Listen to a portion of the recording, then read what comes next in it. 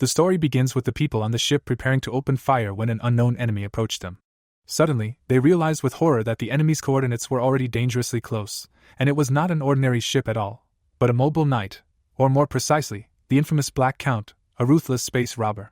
They immediately opened fire on him, but he easily repelled the attack and broke a window in the hull of their ship with one blow.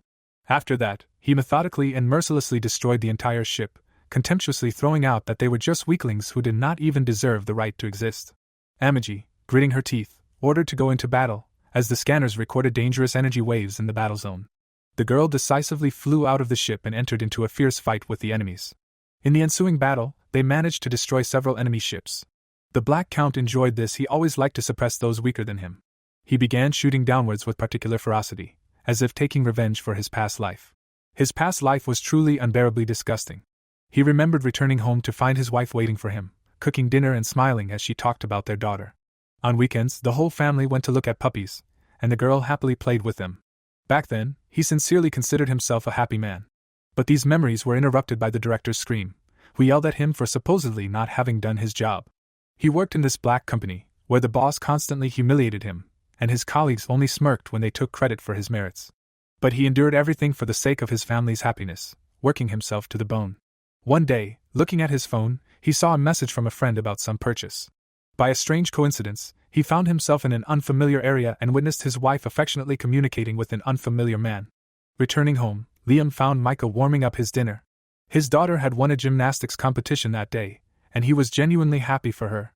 Liam desperately hoped that his wife was just making small talk with a colleague. But during his lunch break, he made a special trip to the restaurant and saw his family again in the company of the same man. Later, feeling broken at the computer, he listened to the director's humiliation again. Suddenly, the phone rang. His daughter had been in a terrible accident. Mika had to urgently donate blood for a transfusion to save the child's life. Liam looked at the blood type table in horror and could not understand why his daughter had type O, while he had type B. At the table, he furiously demanded that his wife confess who the real father of the child was. Mika, sobbing, explained that she put up with him for years because he never thought about his family, constantly disappearing at work and not devoting time to them. His paltry salary was not growing, his career was not moving forward, they were living in debt and could not even save up for a good school for their daughter. All these years she had been raising and educating the child alone, because she had no one else. Now she decided to leave for her daughter's real father. Liam tried to stop her, but even his own daughter, who was being yelled at that moment, said that she wanted to live with another dad. The next day, the director called him into his office and accused him of the disappearance of 50 million. Liam realized that he had forgotten to turn off the computer last time, and now he was blamed for embezzlement. He was given a huge fine. To top it all off, his ex-wife filed for divorce, forbade him to see his daughter and demanded alimony. To pay the shortfall, he had to get a job at a construction site. One day, returning to his empty apartment, he saw a message from a friend on an online game that they used to often play together. A friend naively wrote that if Liam worked hard, he might be able to see Konami again, even though she was now his stepdaughter. That night, his mouth started bleeding, but he had no money for a doctor or health insurance. At that moment, a strange glowing object flew into the room, and Liam saw his former boss counting the stolen money. Then an image of the director appeared in front of him, talking to Mika, and she said that let this worthless man pay alimony. How could you expect anything more from such a loser? Liam burst into tears, and a voice in his head told him that this was the real reality, while others enjoyed life. Filled with hatred, Liam swore revenge at any cost. An unknown guide, who had been watching him suffer, felt a weakness for his anger and offered a deal. It eventually became clear that this guide sent desperate people to the next world. Liam was offered to be reborn in another world. He could choose the era of dinosaurs, the time of the samurai, or the era of great warriors. But he raised his hand and without hesitation chose the galaxy. Having signed a bloody contract, he went to a new world, determined to become a true fiend of evil. The protagonist, already engulfed in darkness, asked the guide to give him even more pleasure by killing others. Liam is reborn in a small body on the planet Hydra, where he is congratulated on his birthday as a newborn boy. His parents proudly show him a huge gift box and insistently ask him to open it immediately. Inside is an unusual doll blank, which can be fully customized to your taste. This gift was supposed to reveal his creative potential. It was especially emphasized that you can work out the genitals, nipples on the chest, and create a perfectly symmetrical, beautiful face. The father solemnly hands him the documents on the ownership of the family estate, and announces that from now on Liam officially receives the title of Count. The parents had one request: they wanted to leave for a neighboring planet, but this required the boy to take on their financial support. At this point, a servant enters the hall with a prepared contract, which Liam signs after a short thought. The parents immediately leave, leaving him in the care of a maid, which he will have to create himself. All this became possible thanks to the mysterious guide who gave him this new life. The guide comments on his unhappy past life with a sarcastic grin. An image of the director pops up in Liam's head, who hypocritically stated that, for the sake of decency, he could at least pretend to pity him. Suddenly, law enforcement officers burst into the estate, announcing that a criminal article has been opened against him, and they lead him away in front of everyone. The guide whispers in his ear that his beloved man is already dead, and Micah now has no future. With these words, he opens a secret door and warns that Liam will have to endure much more suffering, after which he demonstratively leaves. Meanwhile, the enemies begin shelling, especially emphasizing that they are eager to get the first blood from this family. Among them, the Killer Queen stands out, known for her ability to deal with people with lightning speed. She arrogantly declares that their feet will never again be on these lands. Liam, meanwhile, is focused on creating his doll, irritably cursing about the inconvenient packaging. A simple touch was enough to activate it, and a girl materialized in front of him. At first glance, Amagi expresses her readiness to serve him faithfully and truly, specifying that she will require maintenance once a week. Liam methodically checks her body, touching her breasts to ensure the quality of workmanship. Then he orders her to brew tea and massage her shoulders, after which he unexpectedly suggests taking a bath together. In this strange world, age categories work differently. If you are 100 years old, you are considered an adult, and at 50, you are still a teenager. The history of this world tells the story of how artificial intelligence almost destroyed humanity by seizing power over it. Only thanks to a mass uprising, people managed to put an end to this dark era and return to their former greatness. The servant casually informs that Liam's parents actually simply ran away, leaving him in a state mired in incredible debts, although his great-grandfather once brought peace and prosperity to this house. But after the birth of his son, something went wrong, and in 2 generations the family became completely impoverished. In this world, you couldn't just collect taxes, wealth came only to those who knew how to increase it. At the local bar, visitors are animatedly discussing the new earl, not even caring that they can be overheard. Liam gradually realizes that his parents deliberately ran away, dumping all the debts on him. He decides to get out of this hole together with Amagi, but the girl refuses to be his partner, insisting on the role of a faithful servant. As long as she has a master, her existence has meaning. Liam sets the laws for her. First, the standard ones: a robot cannot harm a person, although it does not matter to him. Then he adds new ones: a ban on harming the owner, the obligation to take care of him and unquestioningly follow all orders. Amagi suggests going to the information capsule to learn more about this world. Liam asks not to disturb the maid, realizing that you can't blindly trust everyone. Ultimately, he orders the capsule to be prepared, but suddenly realizes the danger this can provoke: riots. Despite his doubts, he gets into the capsule, leaving Amagi temporarily in charge. The guide goes in search of negativity, methodically combing every corner of the planet in search of dark energy that could strengthen his power. The girl in the kitchen prepares a fragrant dish and sincerely thanks the maid for the garlic she brought, which gave the food a unique taste. A guy in love unexpectedly bursts in on her, attracted by the seething emotions that come from her presence.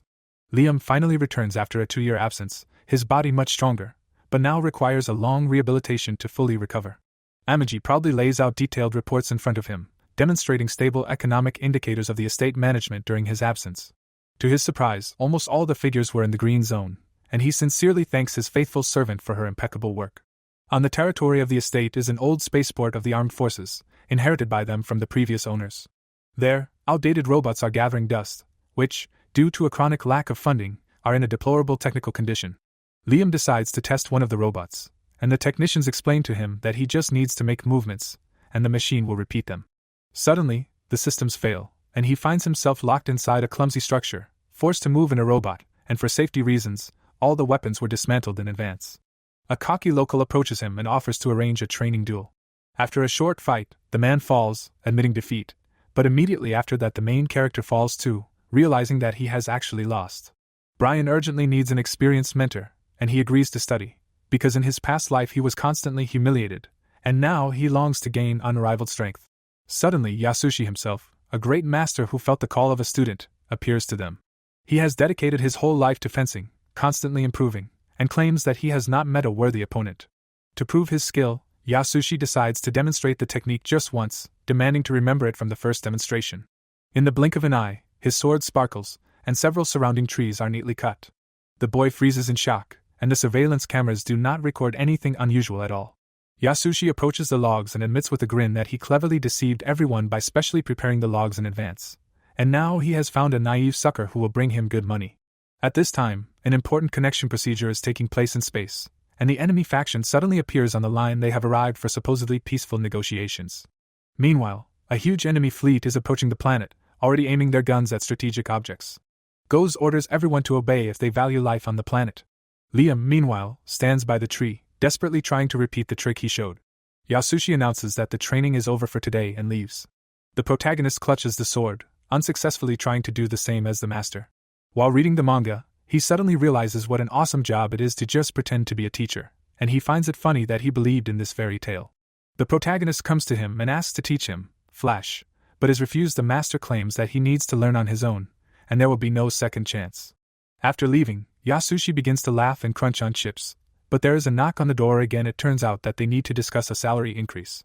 As soon as he is alone again and continues to laugh, another knock is heard. The boy has important things to do tomorrow. Goes, meanwhile, ties up the girl and chooses a place with the best view for the execution. She begs him to stop, but they begin to randomly shoot at the ground, and the man laughs loudly. The protagonist sits on the throne and thanks the lady for improving the situation in the estate. Having discussed the problems with social assistants, he demands to call the person responsible. When the culprit appears, Liam demands an explanation, suspecting accomplices. He tries to justify himself with business considerations and unforeseen circumstances. When it turns out that he blamed the theft on his subordinate and executed an innocent man, Liam gets up in anger, approaches him with a sword and kills him, declaring that his people deserve a better life. The maid helps him unclench his fingers, which were squeezing the sword so tightly. He urgently needs terminals to solve his problems. Meanwhile, in the bar, they are discussing how the Count cut out all the corrupt officials, and the visitors like it. No one expected such decisive actions. Yasushi casually notes that there is no point in getting into this old car, you need to look for something more complicated.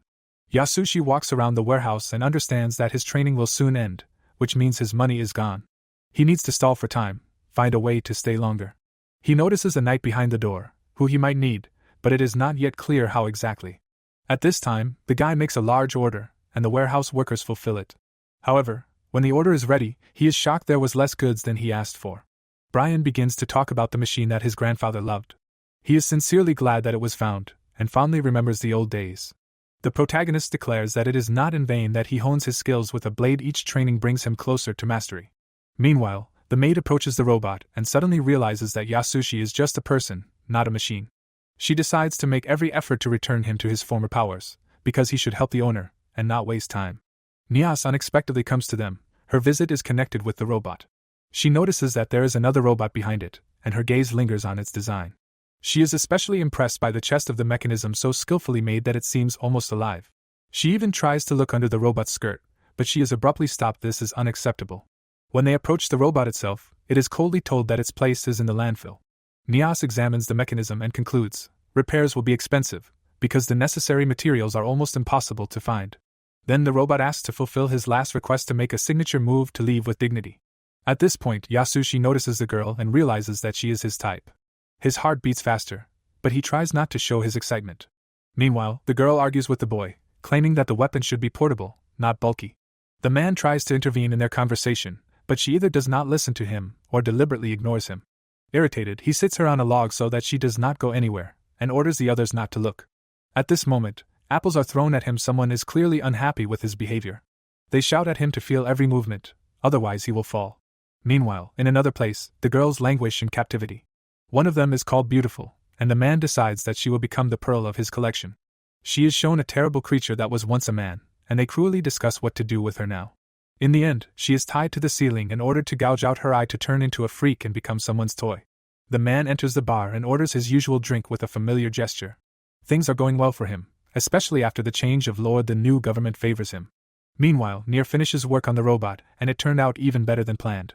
She seats the boy in the pilot's seat and starts the engine. After scanning, the system recognizes him as the only pilot now. No one else will be able to control this mechanism. The controls are difficult, but if you get used to it, this robot will surpass even the newest models. The maid, watching this, cries with happiness. Everything is going as it should. Yasushi understands that success depends only on his imagination. He needs to imagine that the mechanical arm is his own, and then everything will work out. His gaze involuntarily slides over the girl's chest, which is too close to his face. The robot suddenly lets go of its arms, and Yasushi hastily orders her to get out. Then he hesitantly moves his hips, trying to coordinate his movements. The teacher yells at him again, demanding that he get out. It seems that he has no talent for this at all. But he is told that the problem is not in the lack of ability, but in himself. There is magic in this world. If something does not work, you can always use it. Yasushi swings the sword again and again, honing the movement until he finally achieves the result. The protagonist decides to show him how it is done, and easily does what Yasushi could not do. He is shocked the technology turned out to be fake, but the teacher only chuckles. You have made progress, but your skills need to be further honed. Meanwhile, Amagi gives the order to build a new plant. This will increase income. However, soon the fleet attacks the plant, and a fierce battle begins. The butler begs the count not to go there, it is too dangerous. But the protagonist has already put on the control suit and launched the robot. It flies to the plant where the battle is taking place, and mercilessly destroys the enemies. The opponents run away in panic, and their commander dies from a precise blow. The protagonist grabs a cannon and shoots at the ground, showing the rest that hiding is useless. He is ready to finish them off, but suddenly the robot's hand breaks off and flies away. Nier calmly says that she did exactly what she was asked to do. Amagi, counting the losses, sighs. 30% destroyed, but overall good work. Goes shouts loudly, his voice shaking with rage. He declares that they came in defeat and now it would be better for them to die than to endure such shame. Amagi, standing nearby, with a cold smile congratulates everyone on their baptism of fire. Her words sound like a hidden mockery of their failure. Now the Imperial cargo belonged to him, because according to the rules it was intended for the winner, and no one could dispute this right. He had imagined a rich booty and advanced mountains of gold, sparkling diamonds, but the reality turned out to be much more prosaic. Liam, rubbing his hands, suggests melting the gold into coins, and then literally filling the entire room with them so that everyone could see their wealth. Amagi, bowing his head over the report, reports that a serious problem has been discovered. Only a small part of the fleet remains in service, the rest requires repairs. He clearly did not want to spend precious money on useless junk, but after much thought he decides that it is better to spend money on new ships than to patch up the old ones. Brian, crossing his arms over his chest, indignantly declares that this is completely unacceptable, because then rumors will start that they are wearing other people's hand-me-downs, and in the end everyone agrees with his arguments. Nier, beaming with pride, demonstrates the new ships. They have powerful shields, increased endurance, and most importantly, simplified maintenance, which will make life much easier for mechanics. Euligia, a representative of the Third Weapons Factory, proudly presents the latest model of the ship, the interior of which is made in the luxurious style of the Imperial Court. Comfortable seats, a well-thought-out control panel, ease of operation. With such a ship they will definitely defeat any enemy, she confidently declares. The commander, having carefully studied all the options, decides that the main project will be the model from the third plant, because the comfort of the crew is no less important than the combat characteristics. Nier furiously protests, arguing that her ships are better, because everything in them is thought out to the smallest detail, especially the mechanical part, but her words remain unheeded. She is coldly answered that if there is comfort, then the efficiency will be higher, and therefore the choice is obvious. Euligia, barely hiding a grin, notes that if Nier's model was really better, they could arrange a competition, but alas, everything is too bad for her. Nier, throwing herself on the bed, clenches her fists. She knows that the boss is now yelling at someone, and she urgently needs to find an eccentric who will like her ships. In the end, she decides to turn to the main character. Suddenly he will appreciate her work. Meanwhile, the guide goes looking for negativity, and the streamer is broadcasting at this time, but suddenly a kitten comes to him, which makes him shudder in horror. Deciding that it is better to get away, the guide goes to the main character and is surprised to see how the city is literally blooming. He did not expect this. He remembers how he once brought the most terrible swordsman to him, and this thought makes him feel awkward. The man goes into a bar, where everyone is discussing how the Count won the war. His name is now on everyone's lips. Yasushi, gloomily sipping a drink, bitterly realizes that while he was marking time, some brat became much better than him. This hurts his pride. At this time, the main character stands near the logs and methodically chops them with one blow, demonstrating perfect technique. Amagi, watching him, notices that everything is exactly like his mentor, the same movements, the same grip, the same unshakable confidence. Liam, inspired by this sight, decides not to stop and continue training, despite the fatigue. The guide is angry, because it was he who sent him the worst teacher, and now the guy is succeeding. How did this happen? The guy trains hard, although he was abandoned here without support, but things are gradually getting better, and even in fencing he achieves success, all thanks to the guide.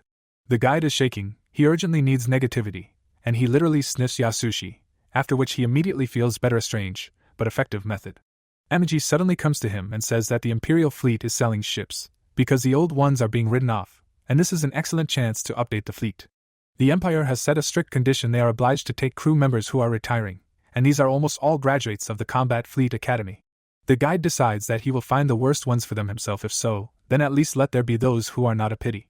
Nier comes to Yasushi, and they start talking about training. It turns out that they made a first-class warrior out of him, although he himself did not realize it. He naively thought that she was hitting on him, but it turned out that she had completely different plans. The girl asks many questions about tastes, trying to adapt to his preferences. It is important to please her.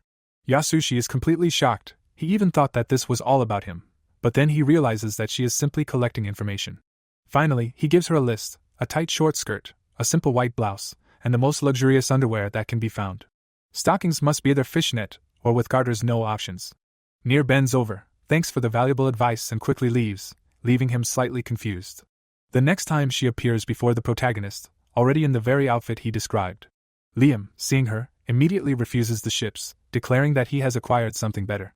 She persistently demonstrates her ships, telling him that she personally worked on their functionality, and offers to take them in installments, hundreds of them at once. To convince him, she begins to coquettishly twist her hips, doing everything to attract attention. Liam suddenly remembers how his ex-wife bought lingerie in packs. She was probably already cheating on him with the boss then. Nier, seeing his hesitation, decides to take extreme measures. She undresses so that he finally agrees to buy the ships from her. In the end, he gives in and buys 300 ships, after which the girl quickly runs away, triumphant. She brags to her friend, telling how the Lord literally undressed her with his eyes, but she got her way. Yasushi, having learned about this, gets angry and thinks that she will dance even more. He will not allow his advice to be used so easily. Nier proudly reports that 300 ordered ships have already been delivered and are ready for use. Her eyes shine with satisfaction. The deal was successful. Yasushi, chewing a piece of meat, gloomily discusses the behavior of the Lord. He is sure that he deliberately behaved so freely with Nier in order to get these ships on favorable terms. This thought does not give him peace. He cannot forgive such treatment. The guide, observing his experiences, philosophically notes that this is how it should have happened. Only by falling into the desert of despair can one truly desire great hopes, such as the law of life. Yasushi goes inside one of the news ships, where he is immediately explained that all this luxury is nothing more than unnecessary excesses. The technician adds that every 5,000 light miles you will have to change the oil, but then you can count on a discount. Nier, twirling the documents in his hands, asks him to sign or at least just poke his finger in the right place. Of formality, but necessary. Then she puts forward a new request. She needs pirate ships to study their design. Her eyes sparkle with scientific interest. Amagi, having thought over the offer, agrees such knowledge can be useful for modifications. In addition, as she notes, it will not cost much, and in the future it can help to avoid problems. They go to a captured pirate ship, whose design is strikingly different from standard models. This is a real find for engineers, especially the unusual steering wheel, which, however, can complicate control. The systems here are completely different, and Nier immediately decides to send a request to start developing new technologies based on them. At this time, the protagonist notices a dog running past and, driven by curiosity, follows it. This leads him to the chart room, where records of the ship's routes have been preserved. Analysis shows an amazing pattern. After each raid, the ship invariably returned to the same point, located in the zone of active combat. There must be a certain planet there, but it cannot be detected by standard scanning methods, a clear sign that something is carefully hidden there. Without thinking twice, they decide to go there and find out what is hidden there. The excitement of discoverers makes their hearts beat faster. Gore, sitting in the captain's chair, hears a report about the need to crush someone. His face lights up with a predatory smile. He is always happy to teach the impudent ones a lesson. After a short fight, one of the enemy ships turns into a pile of debris, and they prepare to jump into the unknown. The navigator girl reports that they can get to another place through the space gate, but they have already been denied access. Apparently, everything comes down to payment. The man tries to negotiate at least an advance payment, but he does not have the necessary guarantees, and the negotiations reach a dead end. Meanwhile, Gore unexpectedly finds himself in another dimension, where he has a strange conversation with a mysterious man. He pays as usual, although he feels that he is being deceived. The unknown man insistently demands payment, although Gore is assured that everything will be settled later. In despair, he refers to his dying mother. He urgently needs to go to her. But the guy is adamant and again demands money, after which, having received his, he reluctantly returns to work. The wormhole finally stabilizes and they pass through the portal, ready to tear their opponents to shreds. The transition ritual is accompanied by strange energy surges. They deliberately did not warn the fleet about this maneuver. They did not plan to share the spoils. In the end, the main thing is money, not empty glory. The protagonist enters the navigation room and looks at the screen, confident that the gate in front of them is now wide open. But it soon becomes clear that the direction was calculated incorrectly. They hastily make adjustments, cursing their carelessness. A strange road appears on the map, which no one has heard of before. The girl insists on returning. Something is fishy here. Liam turns the ship around, and the girl meanwhile makes an important discovery. This is not an aristocratic estate, but a real pirate base. Despite their concerns, they decide to fly on and enter the wormhole. The transition procedure ends with a strange hum in the engines. Gore is furious everything took too long. But now they finally emerge from the warp straight onto the training ground. All their ships have successfully made it through the transition, but their joy is marred. There are too many enemy ships. Having made an instant decision, they go for a risky maneuver, a surprise attack, counting on the element of surprise. The attack goes like clockwork. The enemy, in a panic, requests permission to start the engines, but it is too late. Their ship makes several turns, then releases a grappling arm that digs into the hull of the enemy ship. The metal creaks, the pipes burst under the pressure. A moment later, everything around is illuminated by a bright flash of an explosion. Liam, watching this, demands to release the knights. It's time to go in search of those very treasures for which everything was started. Christiana finally returned home to her parents, who greeted her with open arms. They did not stop praising her and congratulating her on her safe return, their eyes shining with pride for their daughter. Her younger brother, burning with impatience, asked to leave at least a few exploits for him too. He also dreamed of the glory of a great warrior. His childish eyes were shining with excitement at the thought of future exploits. Her younger sister ran up to Christiana, all in tears of happiness. She admitted that she also wanted to become a great warrior, like her older sister. They agreed to practice fencing together later, so that her sister could adopt her skills. Suddenly, the silence was broken by deafening shots. Their home was unexpectedly attacked. In a matter of moments, everything around turned into a real hell. Explosions shook the walls, shrapnel flew everywhere, and fire blazed. Christiana stood in the middle of this chaos, and tears streamed down her face. She could not believe that her home was being destroyed before her eyes. A terrible guess flashed in her head. Apparently, someone was posing as her, becoming her doorman. She was roughly grabbed and tied to the ceiling, but even at that moment she tried to calm the other girls down, asking them not to be afraid. Her voice was shaking, but she tried to seem strong. Gore, who was watching this, did not want to kill her right away. For him, they were all just animals, and a quick death seemed too merciful. He preferred to prolong the pleasure. Christian was ordered to choose one of the girls who would be made happy first. When the choice was made, the unfortunate girl began to be shocked with electricity, and her screams echoed around the room. Christian screamed, begged for it to stop, but she was coldly explained that if the torture stopped, the girl would die immediately. Only continuous exposure kept her alive. When their eyes finally met, Christian saw how her friend turned from a nice girl into a real monster. They literally put their whole soul into her, but in the most terrible sense of the word. Gore grinned contentedly, and said that they would make her even uglier. That was how he liked it best. His eyes showed a painful pleasure from what was happening. She was chained to a special chair to begin the terrible transformation. Metal handcuffs dug into her wrists, leaving no chance for release. The mad scientist, his hands shaking with excitement, began to undress her. He explained that she was far from the first, but he absolutely had to see the expression on her face the moment her will was broken. Gore gave a monstrous order to transplant her eyeballs into her palms so that she could watch herself turn into a freak. His voice sounded icy calm. She screamed, begged them to stop, but her pleas only provoked her tormentors. Her voice broke into a hysterical shriek when she realized the full horror of what was to come. The scientist went out into the corridor, where he was ordered to simply kill her, but someone objected. She should not be allowed to die quickly. It would be better to let her cry until she finally lost all attractiveness. Suddenly shots rang out. It turned out that the inactive ships had already been destroyed, and the attack had begun. The sounds of battle echoed through the corridors of the complex. The protagonist mercilessly dealt with his opponents, paving the way to the treasure. His movements were precise and accurate. Each blow found its target. He noticed a cat running by and, driven by curiosity, decided to follow it. This led him to a group of survivors, who immediately surrendered, falling to their knees.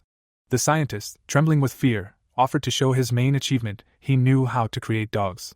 When he demonstrated his creation, everyone present was dumbfounded with horror, and one even lost consciousness. Among the prisoners, the protagonist noticed a girl who, as it turned out, was the captain's favorite. Her eyes, full of fear, met his gaze.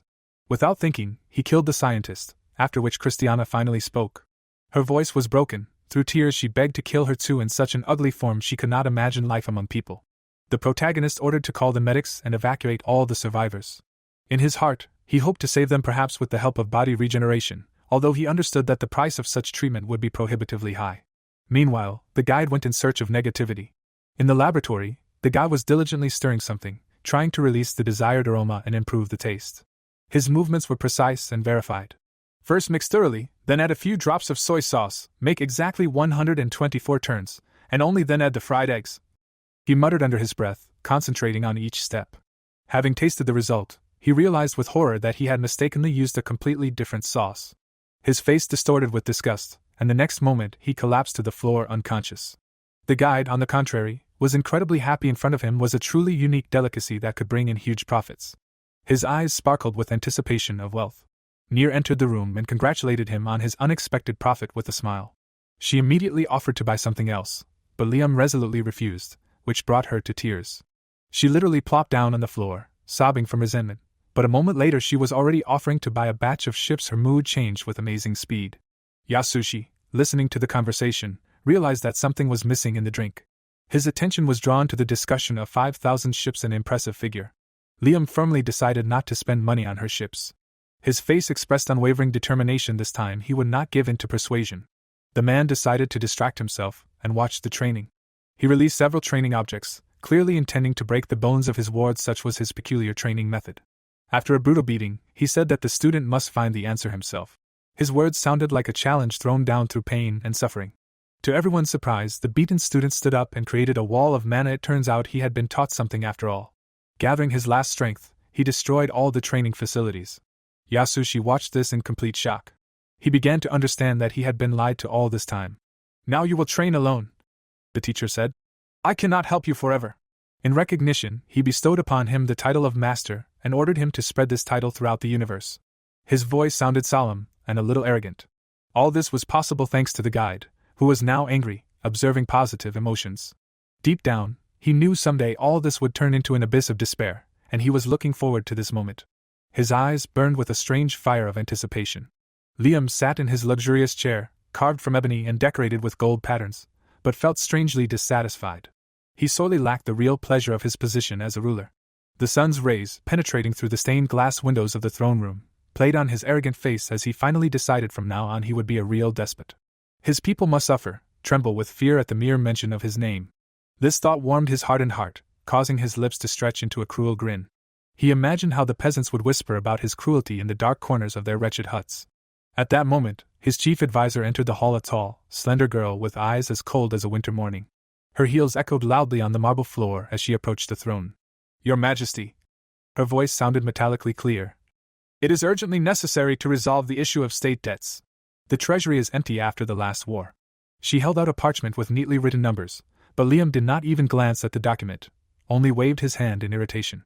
Suddenly, the door of the throne room swung open, and the Master of Ceremonies solemnly announced, "His Excellency, Merchant of the First Guild, Irenaeus von Dervish." A portly man in a gold-embroidered caftan entered the hall, bowing low at every step. Behind him walked servants carrying a heavy chest. "Oh, great ruler!" The merchant's voice trembled with obsequiousness. "Allow me to congratulate you on your brilliant victory over the rebels."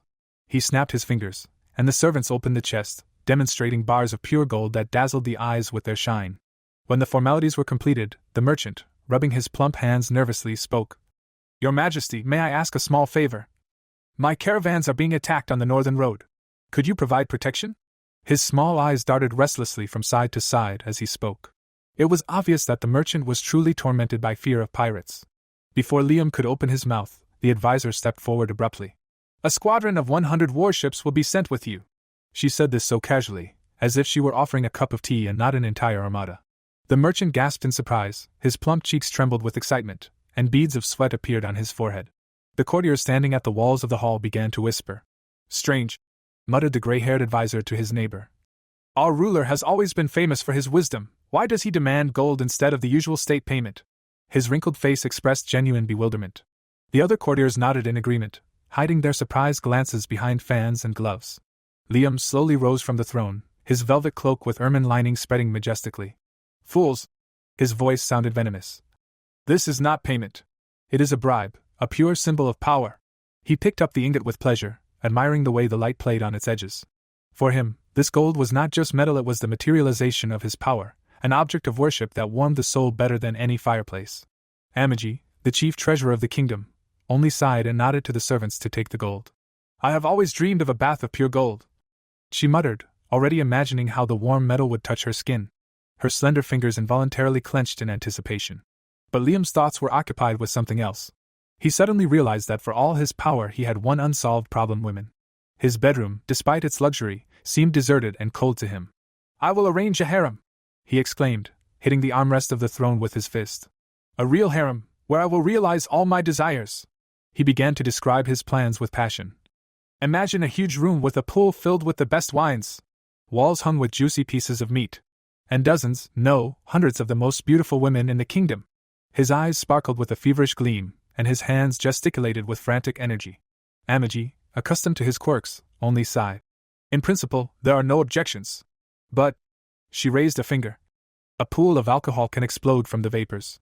It's elementary chemistry. Her voice sounded dry, like an alchemy textbook. And the meat on the walls. Her nose wrinkled in disgust. It will turn your chambers into a butcher's shop, plus it's unsanitary. You don't want to catch some disease, do you? But Liam was already fired up with an idea. I need a harem, he repeated, and his voice sounded hysterical. The biggest in history. He stamped his foot, and the echo carried through the hall. Unexpectedly, support came from an unexpected side. Brian, the chief military commander, laughed loudly. Of course the ruler should have a harem.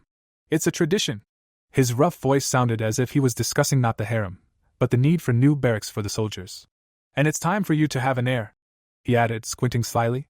You never know what could happen to the ruler. There was clearly a hidden subtext in his words. Liam, flushed with support, began to fantasize. I want hundreds of concubines. No, thousands. His hands described some complex figures in the air, as if outlining the contours of the future harem.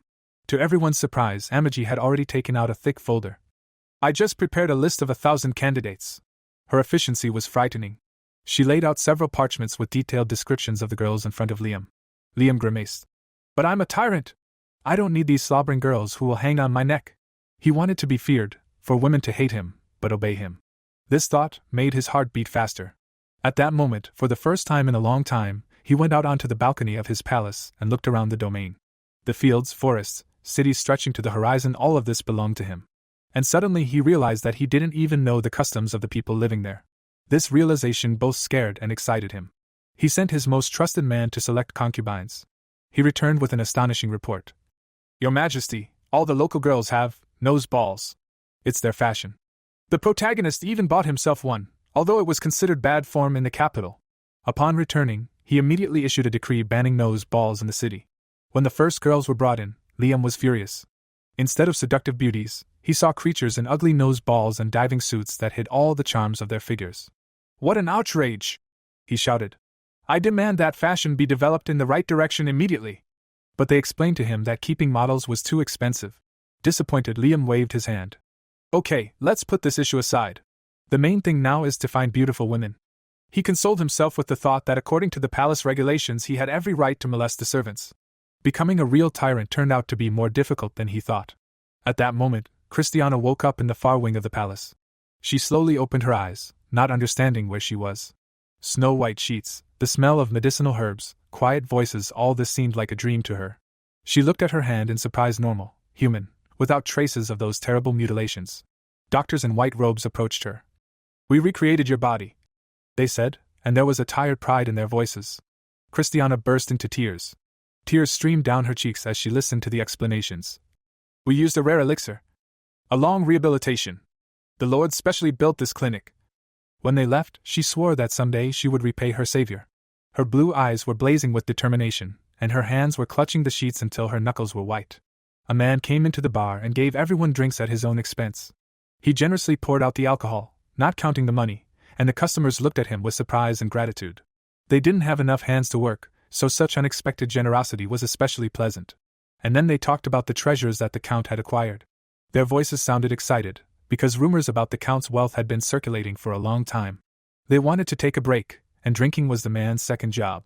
He was used to spending time in bars, and alcohol had long been a part of his life. The guide was angry, because he was the poorest aristocrat, and apparently he had miscalculated somewhere. His irritation grew with every minute. How could such a man afford such extravagance? The ships had good combat power, even better than expected. Their guns sparkled in the sun, and the crews looked confident. And the Count was an ideal ruler, and they called him wise, even though he was an adult. People respected him for his prudence and fairness. One of the guys says that they were incredibly lucky. His eyes are shining with excitement, because the chance for such luck does not come often. The guide was shocked, because people swore allegiance to him, and something was definitely wrong. He did not trust sudden loyalty, their oaths looked too suspicious. Yasushi was well rewarded, and he could relax. Money rattled in his pockets, and he felt more confident. They looked at the phone, because Liam talked about it.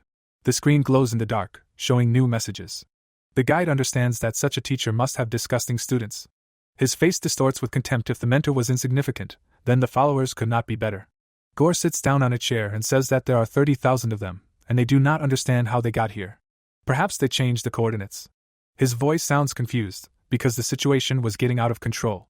The guide comes to them and talks about the object of anger. He must tear the scoundrels to shreds, and those who coveted the treasures will regret being born. His words sound like a promise of bloody retribution. The guide was happy and leaves, because he wants to taste negative emotions.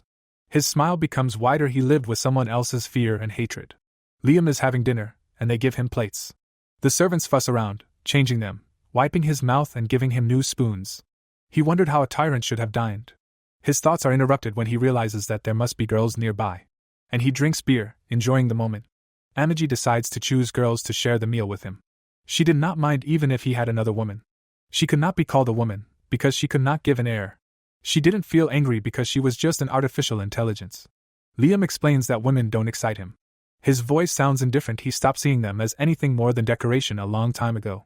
They had a lot of money, and the pirate treasures made a big contribution.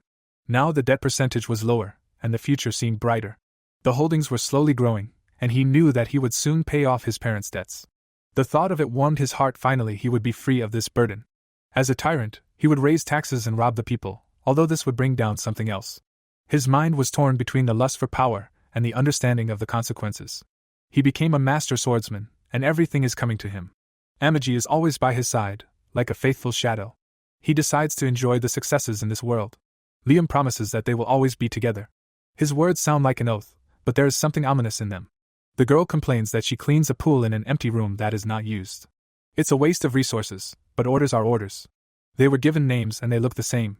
People couldn't tell them apart, but Liam could. His attention to detail was always amazing. Amagi comes to them and says that intrigues are unacceptable. This is not a toy, and she will confiscate everything so that no data remains. If the master gets close to the artificial intelligence, people will not understand and may begin to despise. Her voice is cold, but there is concern in it. They did not understand the elder. Her decision seemed strange to them, but they did not dare argue.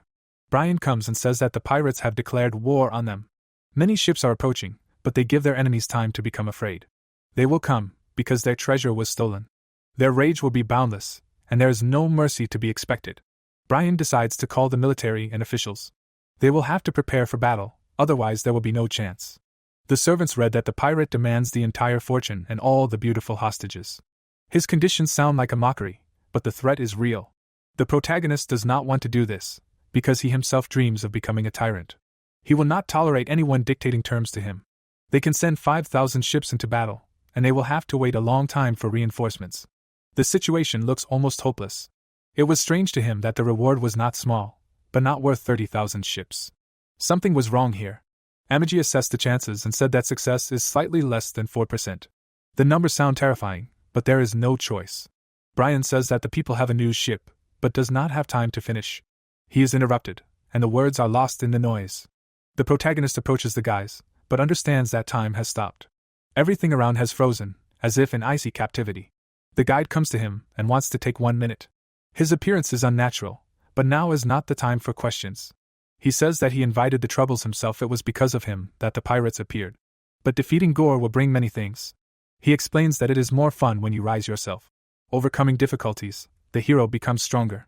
Liam yells at Brian, because he thought that he called him a pig. His anger flares up instantly, but quickly fades. He decides to crush the pirates, because such are his orders. The fire of battle lights up in his eyes. The enemies will regret their decision. The guide gathered negative emotions and went after them. His long fingers clenched in anticipation, as if trying to absorb the fear and despair that hung in the air.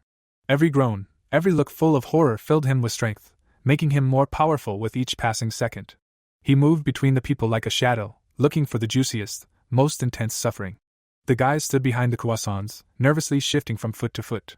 Their faces were pale from lack of sleep, and there were dark circles under their eyes. The line moved painfully slowly, and with each lost minute, the hope of getting the desired pastry melted away like morning fog in the sun. The girl asked for papaya and mango, her thin fingers shaking as she held out the money. Her voice sounded uncertain, as if she already knew the answer, but still hoped for a miracle. She hoped that they would not sell out before her turn came. Her eyes slid restlessly over the remaining products on the counter, mentally calculating the chances.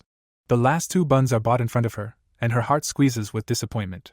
The seller indifferently takes the money, not even looking at how her face is distorted by a grimace of annoyance. And then a new batch comes, and she finally gets a sale. Her palms, clenched into fists from annoyance just a minute ago, now carefully accept the warm, fragrant croissant, and a smile of relief appears on her lips. Brian does not understand why they are suffering such misfortune, although they still have not lost. He stood leaning against the cold wall, and his fingers involuntarily clenched and unclenched. The same thought was spinning in his head. Why us? Why now? The situation seemed so unfair that he wanted to scream from helplessness. The chance of victory was small, but if they surrender, they will destroy them along with the planet. These words sounded in his head like a funeral march. He imagined a fiery tornado rolling through the cities, leaving behind only ashes and memories. And the worst thing is that they couldn't change anything. If the Lord had been born 100 years earlier, he would have resisted. Brian closed his eyes, imagining an alternate reality where their ruler would have had the experience and wisdom to prevent this catastrophe. But history does not know the subjunctive mood, and now they could only reap the fruits of their bad luck. Gideon blames him for believing his words and being such a fool. His voice sounded caustic, each syllable saturated with the poison of contempt. How could you be so naive? His mocking gaze seemed to say. The smile will become furious, and such emotions will saturate him completely. His lips stretched into a grimace, reminiscent of the grin of a predator who smelled blood. He literally trembled with anticipation, feeling how negative energy fills him, like water fills a sponge. Gore conveys that if they take the main character alive, the reward will be doubled. The message popped up on all the terminals, causing the soldiers to look at each other. The air was tense. The amount was more than tempting, but the price of such betrayal. He wanted to make him a new toy, and then play with his people. These words made the blood run cold. Behind them were weeks, maybe months of sophisticated torture. And now he will know what a real war is. The last phrase sounded like a sentence, leaving no room for illusions. The girl scratches his ear. Her movements are gentle and careful. Her fingers glide softly over the skin, trying not to cause discomfort. He waits for it to begin, his body tense, like the bowstring of a drawn bow. Every muscle is ready for action, every nerve is stretched to the limit. The enemies were not visible, although they are in space and perhaps they have a strategy. The darkness outside the portholes seemed deceptively calm, but everyone knew this is the calm before the storm. The enemy was attacking from above and there were 500 of them, because they were hoping to strike. Their ships appeared suddenly, as if emerging from the darkness itself. Metal hulls glittered in the light of distant stars, and guns were already aimed at the defenseless planet. The pirates were killing military personnel, and the only way to survive was to side with them. This choice seemed impossible, but when you are faced with the dilemma of betray or die, principles quickly lose their value. They begin to shoot at the enemy and kill them. Laser volleys drew bloody lines in the darkness of space. Each hit was accompanied by a blinding flash, momentarily illuminating the battlefield. They began to retreat, and they decided to fly after them, but there was a minefield. A deadly trap was spread out before them, invisible to the eye spheres of death, each of which could in the blink of an eye turn the ship into a pile of rubble. The man says that he is a pawn to him, because this is a war and the vanguard will protect him. His voice sounded tired, but without a shadow of doubt. He had long accepted his role in this game, where human lives were the pieces. He wanted to buy time, but Liam refused, because he would earn power and women. His eyes burned with determination. He was not going to hide behind other people's backs when the fate of the entire world was being decided. The soldiers were his too, and no one could die. There was genuine concern in these words, surprising for a man of his position. They decided to crush the pirates on the spot, so that they would not climb onto the planet. The decision was made instantly, without hesitation. Better death in an honest fight than life in a shameful capitulation. Amagi changed strategy, and said that everyone should go on the attack. Her voice sounded cold and calculating, without a shadow of doubt. The protagonist got into the robot, the metal fingers of the mechanism clenched into fists. The cabin closed with a quiet hiss, cutting him off from the outside world. Amagi asked to be taken to the front lines, because she would protect him. Her face remained impassive, but her eyes were filled with anxiety. Too much was at stake. She launches and then Liam flies and casts a spell, and there is a distortion. The air around the robot trembled, like over hot asphalt on a hot day. A knight appears and flies through the attacks. His armor sparkled in the light of the explosions, as if he came from the pages of ancient legends. Other robots climb out to save the Lord. Their metal bodies looked menacing, but would their skill be enough in this unequal battle? The main character takes a weapon and begins to defend himself. His movements were precise and verified by years of training. Each blow, each block, everything is brought to automatism. And then he takes a gun and kills some of the enemies. Each shot sounded like a bolt from the blue, taking someone's life. People decide to protect him. Their faces were distorted by a mixture of fear and determination. They knew that they could die, but they were ready to give their lives for their leader. A knight appears next to Liam, and they begin to fight. Steel scraped against steel, sparks flew in all directions, illuminating their tense faces for a moment. He tells what school he studied fencing at. His voice sounded calm, as if they were not on a battlefield, but on a training lists. And he decides to show the flash style. His sword flashed with a blinding light, forcing the enemy to close his eyes for a moment. After that, the enemy explodes and he understands that no one will tell about it. There is only death and destruction around. No one will pass on the story of his feat. They decide to fight back with the beggars, but they are killed by the flash. Their bodies fell lifeless, without having time to understand what happened. Then a notification comes, because his hand is not very good because of the flash spell. Pain pierced the nerve endings, but he clenched his teeth, not showing it. He is hit and the sword disappears, dissolving in the air like a mirage. And the enemies had no end, their ranks seemed endless, like grains of sand in the desert. The girl says that the chance of victory has decreased. Her voice sounded mechanical, but there was anxiety about the outcome of the battle in it. The guy grabs his head in tears, because he will make sure that there are no villains worse than him. His face was distorted by a grimace of rage, and in his eyes burned the fire of merciless determination. There was an explosion behind him and Christiana appeared, although she had not fully recovered. Her face was pale, but her eyes burned with cold fury. She was not going to give up, even if it cost her her life. She decides to destroy everyone and goes on the attack. She makes attacks and she enjoyed doing it, because they are like worms. Her lips stretched into a cruel smile when another enemy fell lifeless. She killed with just one blow, and the ship burned from her. Flames licked the hull, turning a powerful war machine into a funeral pyre. The protagonist didn't like being in the background and took the rocket fist, but the arm didn't work properly. The metal creaked, the mechanisms worked with difficulty, but he didn't pay attention to the pain. There were explosions around him, and he made himself a sword. The blade flared up with a blue flame in his hands, as if responding to his determination. Then he made a flash and hit all the enemies. The light was so bright that for a moment it seemed like a second sun had risen. The chances increased to 83%. The numbers flashed on the screens, instilling long-awaited hope in the hearts of the warriors. Christiana killed enemies with methodical cruelty. Her movements resembled a well-oiled mechanism of destruction. A cold madness shone in her eyes for her. They really were just trash, worthy only of destruction. She lost her mind somewhere between the first and 100th kill, and now her sword continued to work automatically, cutting through bodies with frightening ease. The protagonist also did not stand aside. His blade thirsted for blood no less. Recalling his past life, where he was pursued by debt collectors and financial problems, he noted with a bitter smile the contrast. Now he was the one who was feared, not the one who was afraid. He created an energy shield, the blue glow of which repelled attacks. "Behold the fruits of my training!" he shouted, demonstrating years of hard training in every movement. The boy, jumping over a pile of bodies, told his friend the story of their lord. "Can you imagine? He was born to parents who simply abandoned him, leaving him with a bunch of debts." His voice trembled with indignation. But instead of breaking down, this man not only survived, but also led the entire kingdom to prosperity. "And we were kicked out for corruption," he added bitterly. The irony was that they found the perfect lord where they least expected among the outcasts, and rejected.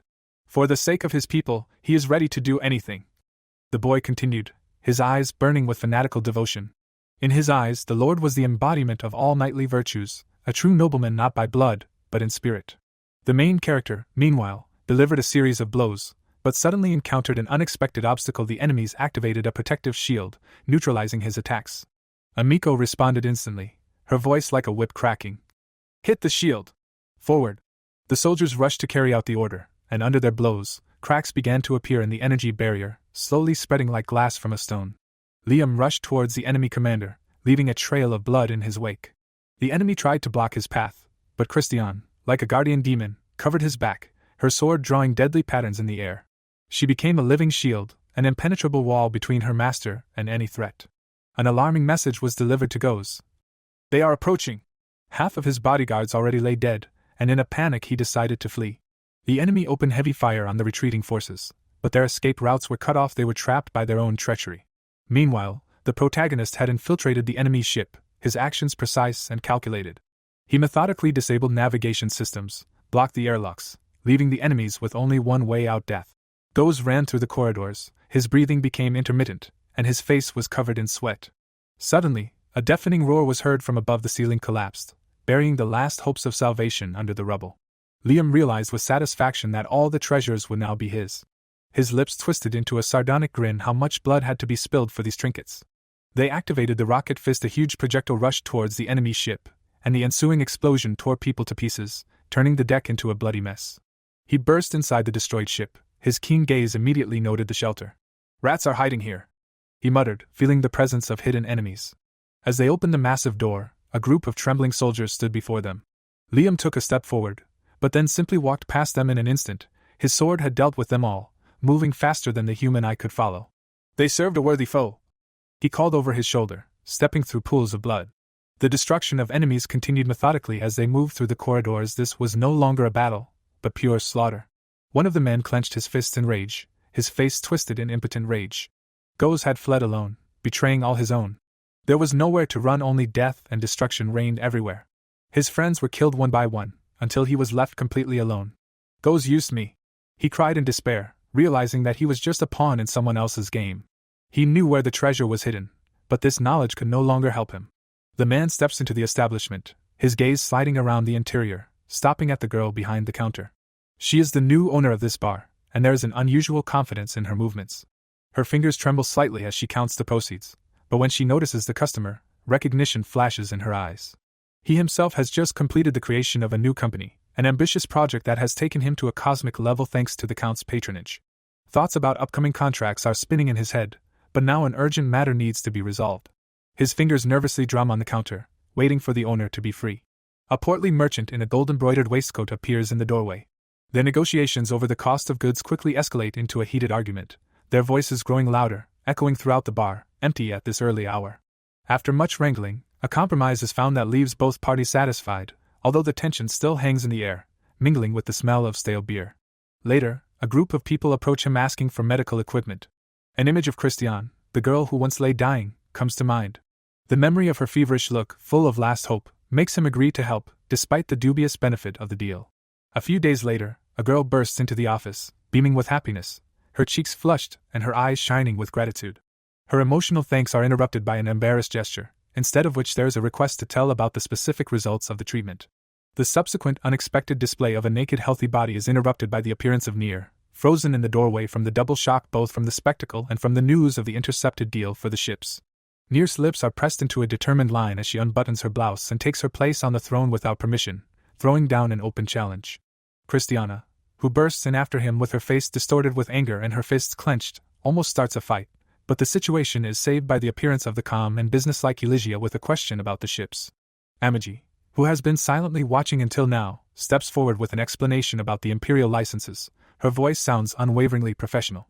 Brian, who is watching the scene from the side, cannot help but smile, feeling like he is in seventh heaven from being surrounded by such bright women, each of whom represents a separate universe. The reason for his visit turns out to be more prosaic: a summons to an award ceremony on another planet, an important but tiring event, already causing a sense of fatigue from officialdom. His thoughts are interrupted by an unexpected visit from his parents, who once dumped debts on him. Behind his father's back stand his mother and aged grandparents, whose faces are distorted by a grimace of pain at the memory of the palace doll, a symbol of his bygone childhood. Amagi takes a step towards the exit, but is abruptly stopped by Liam's command, in whose voice there is an unexpected vulnerability. An unpleasant scene begins with begging for money under the pretext of family ties, flattering speeches about a wonderful grandson, behind which only calculation can be read. Liam, clenching his fists, gives the order for expulsion, causing the rage of his father, who does not tolerate disobedience. The cold gleam of the katana in Liam's hands and his icy voice, declaring the inviolability of his property, become the final point in the argument. The departing relatives leave behind a trail of confusion and anger. Amagi suggests cutting costs to save reputation, and at this moment the words spoken about her as family cause a barely noticeable change in her usually imperturbable expression. Meanwhile, the father receives a letter with new terms, and darkness seems to gather around the family as they whisper about returning home, unaware of MECHA eavesdropping on them through a scanner disguised as a kitten. The girl in front of the TV remains detached, but behind that mask there could be anything. The family's subsequent attempt to get their way ends in a cold refusal from the lawyer, who cynically mocks their paltry achievements in comparison to Liam's services to the Empire. After they leave, Amika appears with news of the success of the plan. Liam, exhausted, rests his head in her lap, tired of endless parties and negotiations, especially the absurd bucket show he remembers. The realization that he is about to become an adult frightens him. At this point, Amagi announces her decision to leave, citing the damage her android nature could do to his reputation in a society where people like her are prejudiced. His outburst of emotion and cries of humor collide with her reminder of the laws he has made himself, laws that prevent him from being harmed even indirectly. Her gratitude for his human touch sounds with an unusual tremor in her usually monotonous voice. The memory of the third law brings real tears to her eyes, mixed with the painful awareness of the need to take care of herself and the impossibility of leaving him. His admission that without her he will sink into drunkenness and poverty becomes the final argument. In the silence of the office, which now smells of tears and steel, the decision is made: she will stay. His head falls heavily on her chest, in this gesture, all his vulnerability and fear of being left alone. Amagi decides to continue to serve as much as possible, her mechanical heart beating in unison with his human one, connecting them with a strange but unbreakable bond.